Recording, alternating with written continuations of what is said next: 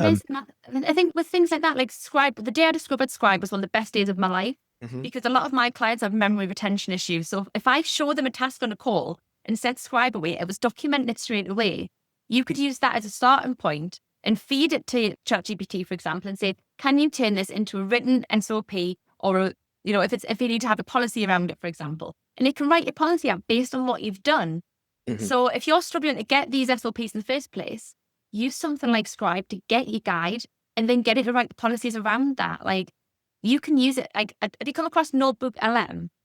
Basically, Notebook LM is something that Google brought out quite recently, which essentially you can create a knowledge base by feeding everything you have into Notebook LM. But what it can do is it can actually have two voice models talk about the information you've given.